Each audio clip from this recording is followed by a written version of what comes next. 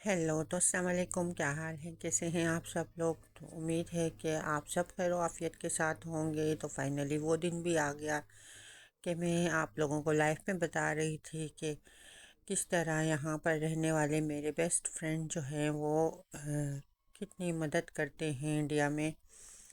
तो specially guest India से तीन लेडी थे और साथ में एक जो है ना मिसियो था, यानी कि एक मिस्टर थे जो स्विट्ज़रलैंड के तो नहीं थे, फ्रांस के थे।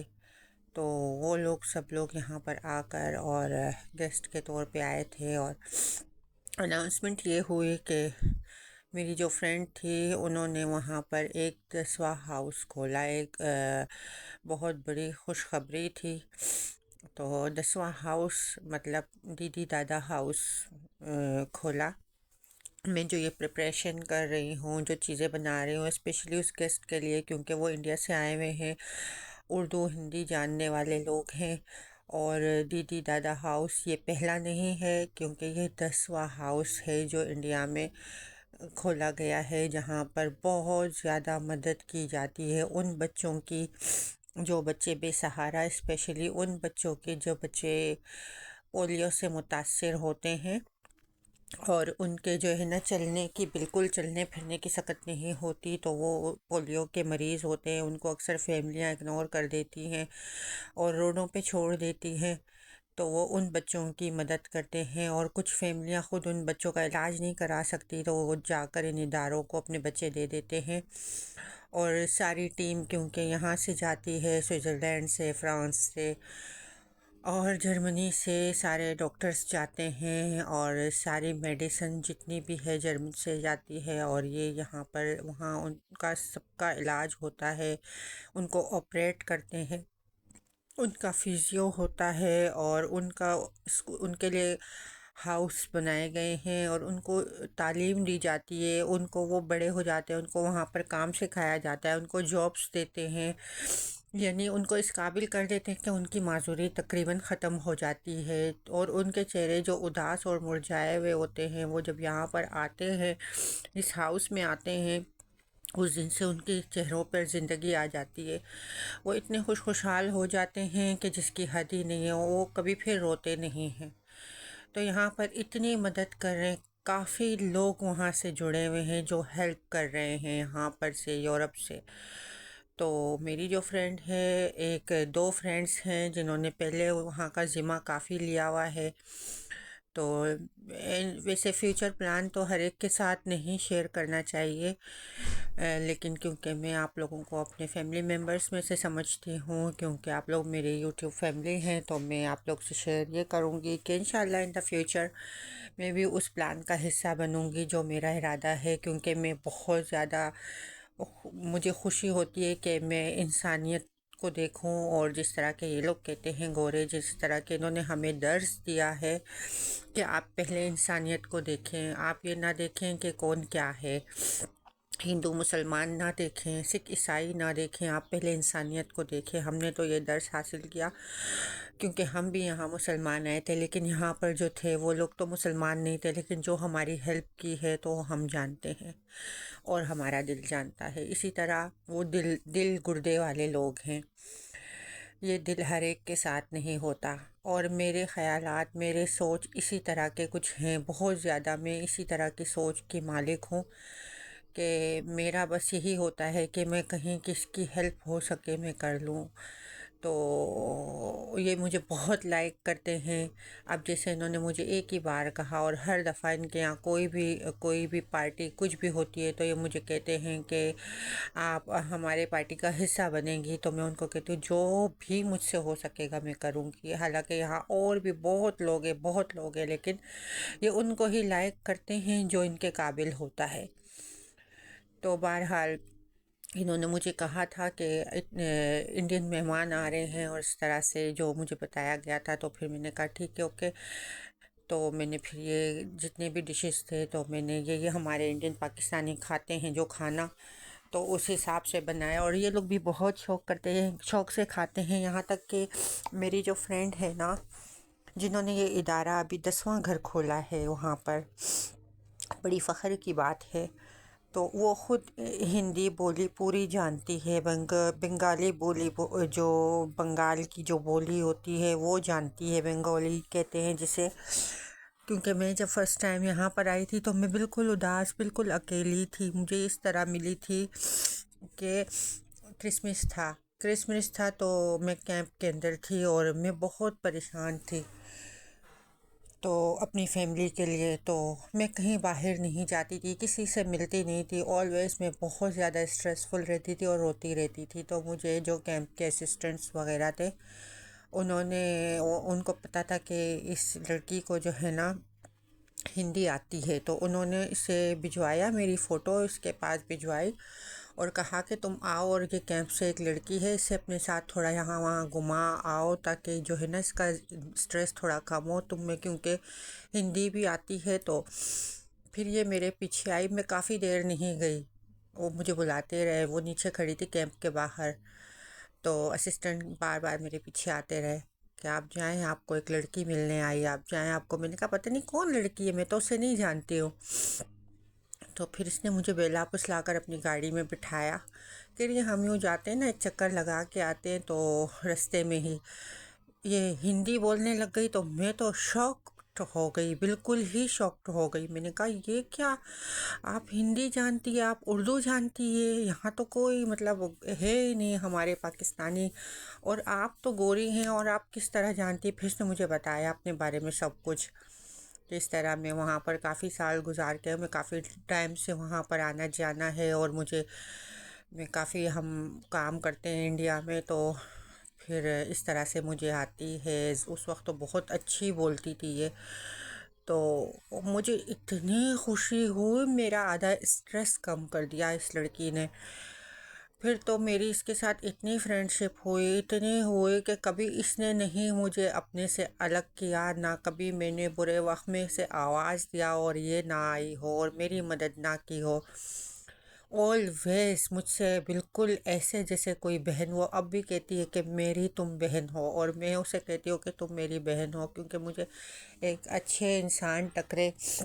मुँह बोली बहनें ज़ाहिर, लेकिन अच्छे हैं तो मैं अच्छे लोगों को ही अपने साथ यानी दोस्त रखती हूँ। बुरे लोगों से मैं खुद दूर भागती हूँ। बुरे भी यहाँ पर बहुत हैं, लेकिन हम उनके साथ ताल्लुकात ही नहीं रखते, ना बनाते हैं। तो फिर मुझे उस दिन वहाँ पर यही सवाल हुआ कि तुम्हें ये इस्तीफ़ानी कहाँ से टकरी। जब वहाँ पर और भी बड़े बड़े लोग आए थे, ज़्यादा लोग भी नहीं थे, 15 लोग थे। तो मुझे वहाँ पर ये सवाल हुआ, वो खुद जो इंडियंस आए थे उन्होंने मुझे कहा कि हैरत की बात है कि तुम्हें ये इस्तीफ़ानी जो कह रही है कि ये मेरी बहन है और तुम कह रही हो कि ये मेरी बहन है, ये तुम्हें कहाँ से टकरी। मैंने कहा अच्छा ओके, मैं तुम्हें अभी स्टोरी सुनाती हूँ। तो मैंने फिर उनको स्टोरी, वो कहते ये वाह ये तो ज़बरदस्त है, यानी कि जितनी हेल्प ये वहाँ करती है इतनी हेल्प यहाँ यहाँ भी करती है। मैंने कहा ऑफ कोर्स ये यहाँ बहुत लोगों की हेल्प करती है, जो लोग मुश्किलों में फंसे हो। कोई लोग कदर करते हैं, कोई नहीं करते हैं। तो मैं तो बहुत ऐसे लोगों की कदर करती हूँ जो आपके बुरे वक्त में काम आए। बहरहाल फिर मुझे इन्होंने कहा कि आपको ही मेरी ये जितने भी जो इंडियंस आए हुए हैं, 3 लोग हैं और एक फ्रांस के हैं, लेकिन वो वहाँ इंडिया से ही आए हुए थे। तो उनके साथ आपको आकर मिलना है, और आप लोग की पूरी फैमिली मेरे साथ इनवाइटेड है यहाँ पर। फिर बहरहाल हम जब गए, फिर मैं तो यहाँ से घर से ही सारी तैयारी में और मेरे हस्बैंड करके गए थे। तो हम ये फ़र्स्ट टाइम नहीं कर रहे हैं, हम काफ़ी सालों से इनके यहाँ कोई भी प्रोग्राम होता है, कुछ भी होता है तो ये कहती है कि आप लोग खाना बनाएंगे। तो जब भी इनकी पार्टियाँ होती हैं, कुछ भी होती है, तकरीबन सारा खाना मैं और मेरे हस्बैंड बनाते हैं। और इनको इतना उस खाने का टेस्ट लग गया है कि अब ये वहाँ यहाँ का कहीं ऑर्डर ही नहीं करते, वरना ये बड़े बड़े होटलों से बनवाते थे। अब क्योंकि इनका इंडिया में बहुत ज़्यादा आना जाना है, तो इनके मुंह पे वो टेस्ट भी लगा हुआ है ना जी। तो फिर मैंने यहाँ पर क्या क्या बनाया था, तो मैंने यहाँ पर समोसे बनाए थे मैंने, क्योंकि वेजिटेरियन थे तो ज़ाहिर है मेहमान जब वेजिटेरियन थे तो मुझे तो उसमें वो नहीं डालना था, कुछ भी मीट नहीं डालना था, चिकन नहीं डालनी थी, कुछ भी नहीं डालनी, क्योंकि लोग वेजिटेरियन थे तो इस वजह से। तो यहाँ पर ना वेजिटेरियन को वेगन कहते हैं, यहाँ भी ऐसे लोग बहुत पाए जाते हैं जो वेगन होते हैं ना, जो वेजिटेरियन होते हैं। तो फिर इन्होंने कहा था कि बेहतर ये है कि कोई खाए ना खाए तो आप जो भी है आप वेजिटेरियन ही चीज़ें बनाना है, यानी कि इसके अंदर कोई चिकन मीट वगैरह कुछ भी नहीं डालना। ओके, मैंने कहा ठीक है। तो फिर मैंने बनाया, क्या बनाया, आलू टिक्की मैंने बनाई थी, साथ में मैंने फिर स्प्रिंग रोल बनाए थे। वो भी लेग्यूम में होते हैं, लेग्यूम मतलब वेजिटेबल के होते हैं, ज़ाहिर है जैसे कि सबको पता है। फिर मैंने आलू समोसा बना लिया था। फिर साथ में मैंने जो है ना पकोड़े बनाए थे ऑर्गेनिक। और फिर मैंने बैंगन को जो है ना जैसे बेसन में डिप करके तलते हैं, और हरी मिर्ची रेड मिर्ची इनको भी बेसन में डिप करके फ्राई किया था। तो फिर मैंने दही बल्ले बनाए थे, साथ में मैंने फिर चना चाट बना दिया था। और वो उनको इतना पसंद आया था, इतना पसंद आया था कि जिसकी हद नहीं है। गोरे भी बड़े मज़े ले लेके खा रहे थे। पहले सबसे पहले तो वो पूछते हैं कि भाई आप आके बताएं कि ये क्या क्या चीज़ें हैं और हमें इसे खाना कैसे, इसे सर्व कैसे करते हैं। फिर मैंने उनको बताया कि भाई किस तरह खाते हैं, किस तरह चना चाट और दही बड़ों को आपस में मिलाते हैं, और जितने भी सॉसेस है वो साथ में डालकर, और चाट मसाला अगर डालना चाहें या ना डालना चाहें तो इस तरह से फिर आप कर सकते हैं। तो यहाँ मैं अभी कबाबों की टिक्कियाँ बना रही हूँ, और मेरे हस्बैंड भी साथ में, तो हम ये रेडी कर रहे हैं। फिर उसके बाद जो है ना हम एक साथ करके फिर रख देंगे फ्रीज़ करके दूसरे दिन के लिए, जो हम शाम के लिए, जो शाम को हमें ले जाना था।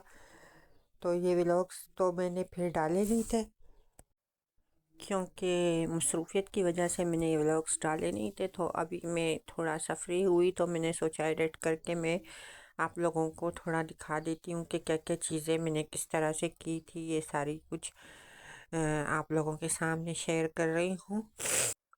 अच्छा, तुम्हें ये एक बात शेयर करती चलूँ कि जब उन्होंने एक स्क्रीन के ऊपर जो वहाँ का सारा कुछ हमें दिखाया, वो हाउस जो भी उन्होंने वहाँ पर ओपन किए हुए हैं और उसके अंदर जितना भी कुछ हो रहा है, तो हमारी आंखों में आंसू आ गए थे देखकर। और सबसे बड़ी बात ये है कि वो जो लेडीज़ 3 आई थी उनके बारे में मैं बताती चलूँ, और फिर जो फ्रांस के थे मिसियो उनके बारे में बताती चली हूँ कि बल्कि वो अपने तारुफ खुद भी, वो शायद मैं कल के व्लॉग में उनका क्लिप भी डाल दूँ, तो खुद भी करके बताएंगे। और दूसरा ये कि क्या क्या चीज़ें वो लोग जो है ना वहाँ पर कर रहे होते हैं, और किस तरह उन्होंने घर बनाए, और किस तरह वो काम कर रहे होते हैं, किस तरह रूम डेकोरेट किए हुए हैं उन बच्चों के, और वो बच्चे वहाँ पर कितने हैप्पी हैं।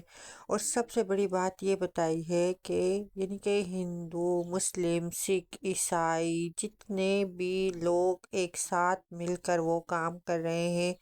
और वहाँ पर हिंदू सिख ईसाई मुस्लिम सब के बच्चे हैं, कोई भी किसी को भी अलग नज़र से नहीं देखा जा रहा, सबको एक ही तरह की नज़र से देखा जा रहा है।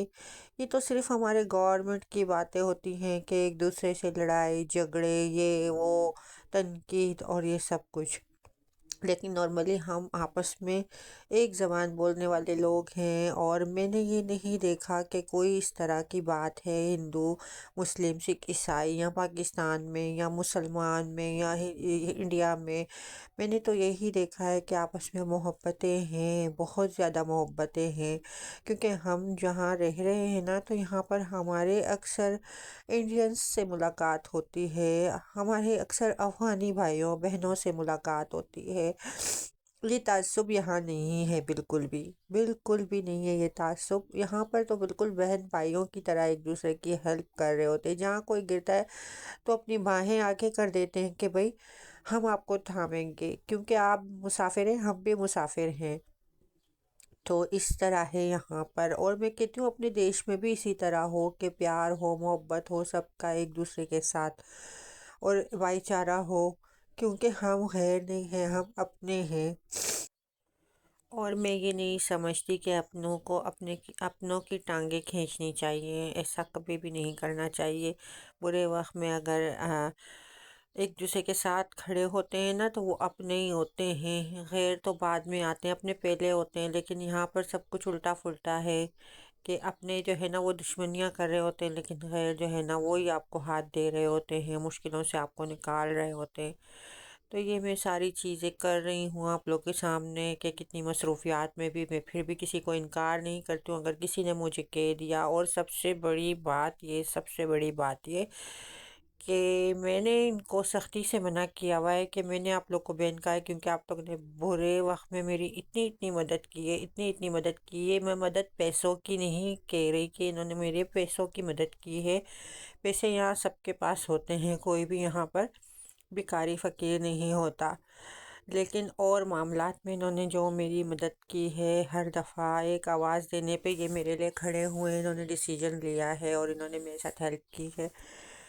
ये मैं वो बात कर रही हूँ। तो यहाँ पर जब ये मुझे आवाज़ देते हैं तो मैं पीछे नहीं हटती हूँ, लेकिन ये मैं इसलिए नहीं कर रही होती कि ये मुझे इसके लिए पे करे। लेकिन फिर वो बहुत खफा होती है, वो कहती है कि नहीं, बहन बहन अपनी जगह, बहन भाई भी अपनी जगह। और मैं तो यहाँ पर ऐसा नहीं है कि अगर मेरी सगी बहन भी होती ना तो मैं उसके मतलब मेहनत का सिला ज़रूर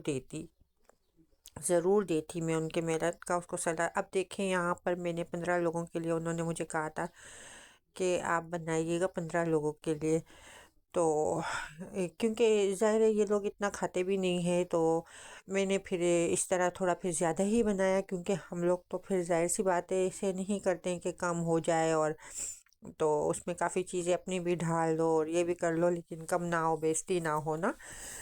तो बहरहाल इसने मुझे हर एक चीज़ की पेमेंट दी है। इसने मुझे कहा कि सवाल ही नहीं पैदा होता कि मैं तुम्हें से खाली हाथ रुखसत करूं। और वहाँ पर जितने भी लोग थे उन्होंने भी यही कहा कि मोहब्बत अपनी जगह, प्यार अपनी जगह, सब कुछ अपनी जगह, लेकिन आपकी मेहनत का सिला है और आपको मिलना चाहिए। और ये पहली दफ़ा नहीं हुआ, हर दफ़ा इन्होंने मुझे पे किया है और अच्छी खासी रकम दी है। यानी कि आप कह लें कि यहाँ के 300 यूरो इन्होंने सिर्फ मुझे 15 लोगों के खाने के दिए हैं, और जबकि वो मैं ले ही नहीं रही थी। और फिर 100 यूरो जो मैंने चीज़ें वगैरह बाय की थी उसके लिए दिए। तो ये तकरीबन 400 यूरो इन्होंने मुझे दिए इन 15 लोगों के खाने के। तो फिर पाकिस्तानी और इंडियन रुपयों में आप लोग हिसाब लगा सकते हैं कि कितने हो गए। तो यहाँ पर इस तरह है। अच्छा, ये जो शाम ये खुशबू सूंघ कर जैसे मैं यहाँ पे पहुँची, मैं अपनी चीज़ें लगा रही हूँ टेबल पे, फिर अपना सेटअप कर रही हूँ। तो ये जो है ना, मैंने कहा था फ्रांस से आए थे और ये इंडिया में रहते हैं, वो घर चलाते हैं जो भी घर हैं। खुशबू से ये लोग दौड़ते चले आए किचन में। फिर मैंने इनको कहा आप लोग अभी आराम से जाएं अपना, और मैं अपना सेटअप करूँगी फिर आए। मैंने सबको फिर निकाल दिया। तो किचन में बेचारे दौड़ते हुए आए, क्योंकि ये खुशबू से हमारे खानों को ना कुछ बस दुआओं में याद रखें, चैनल को सब्सक्राइब कर दें। और अपने प्यारों को अपनी दुआओं में हमेशा याद रखती हूँ।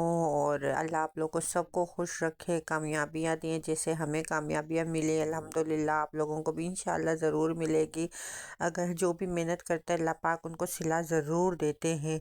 और उम्मीद है कि सभी अपनी मेहनतों में लगे होंगे और अल्लाह पाक उनको ज़रूर नवाजेगा जैसे हमें नवाजा है, अल्हम्दुलिल्लाह।